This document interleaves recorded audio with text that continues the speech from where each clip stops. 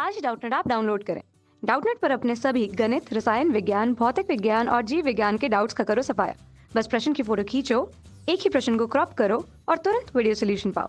अभी डाउनलोड करें। Hello everyone, यहाँ पे हमें क्वेश्चन दिया गया है, कायिक प्रवर्धन से आप क्या समझते हैं? यह कितने प्रकार के होते हैं? कृत्रिम कायिक प्रवर्धन का विस्तार से वर्णन कीजिए। तो यहाँ पर हमें क्या करना है? कायिक प्रवर्धन के बारे में बताना है। तो ये जो कायिक प्रवर्धन होता है, यह पौधों में होने वाला क्या होता है? अलैंगिक जनन का एक प्रकार होता है। क्या होता है? अलैंगिक जनन का एक प्रकार होता है। मतलब ये जो जनन की एक विधि होती है, ये कैसी विधि होती है? अलैंगिक जनन। ठीक है। इसमें क्या होता है कि एक ही जो पादप होता है, या जिसको हम क्या कह सकते हैं? जनक कह सकते हैं। ये जनक क्या करता है? संतति उत्पन्न करने में समर्थ रहता है। मतलब एक ही जनक के द्वारा क्या होता है? यहाँ पर संतति का उत्पादन होता है। ठीक है। अब क्या होता है कि जो ये कायिक प्रवर्धन होता है, क्या होता है?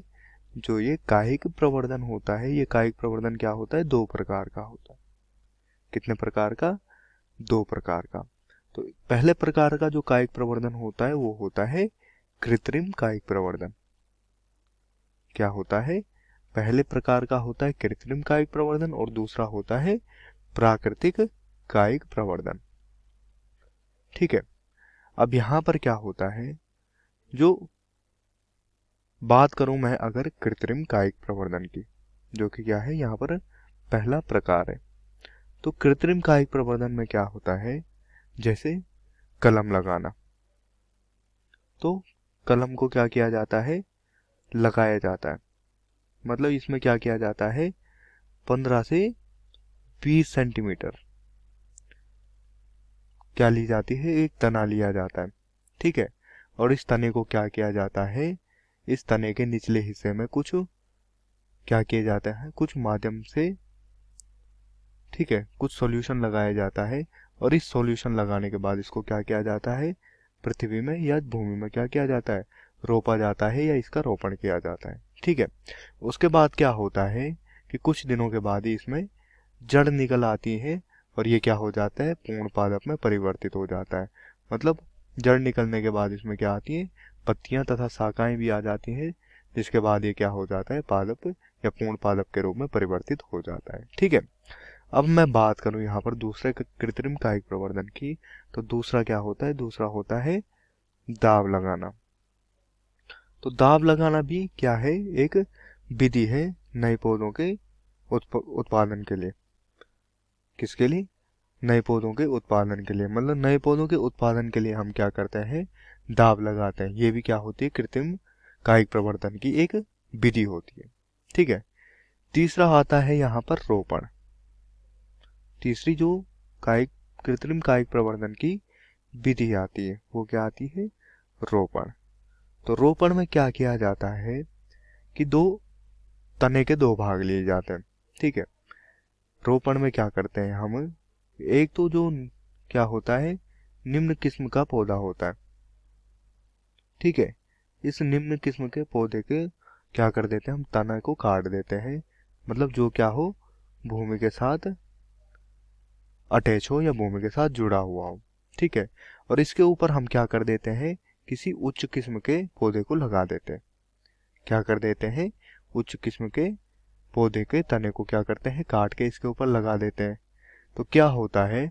ऐसे में इसको क्या मिलता है? जो नीचे से खनिज तथा जल मिलता है। ठीक है। ये जो भी पोषक तत्व मिलते हैं, ये नीचे किस इस निम्न किस्म वाले पौधे से मिलते हैं, तथा ये क्या जाते हैं? ऊपर जो उच्च किस्म वाला पौधा होता है उससे उसको प्राप्त होते हैं। ठीक है। तो इस प्रकार यहाँ पर क्या किया जाता है? रोपण किया जाता है, या जिसको हम क्या कहते हैं? ग्राफ्टिंग कहते हैं। तो यह भी क्या होती है? कृत्रिम कायिक प्रवर्धन की एक विधि होती है। ठीक है। अगली विधि के बारे में बात करूं मैं, तो अगली विधि होती है उत्तक संवर्धन। तो उत्तक संवर्धन में क्या किया जाता है? किसी भी पौधे के भाग को लिया जाता है। क्या लिया जाता है?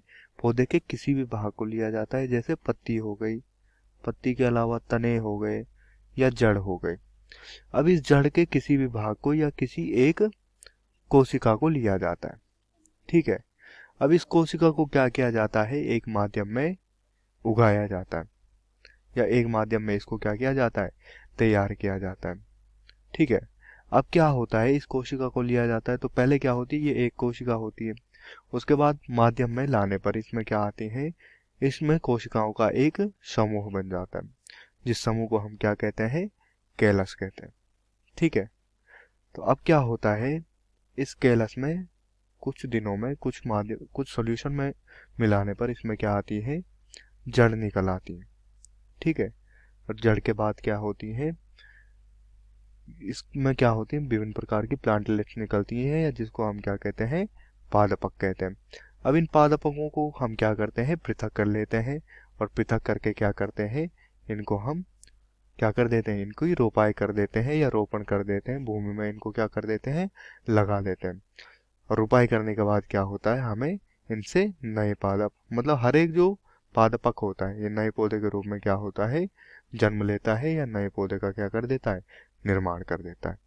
तो आशा करता हूँ आपको उत्तर पसंद आया होगा। धन्यवाद। कक्षा 6वीं से 12वीं से लेकर नीट, IIT, जेई वो एडवांस के लेवल तक 1 करोड़ से ज्यादा छात्रों का भरोसा। आज ही डाउनलोड करें डाउटनेट ऐप या व्हाट्सएप करें अपने सारे डाउट्स 8400 400 400 पर।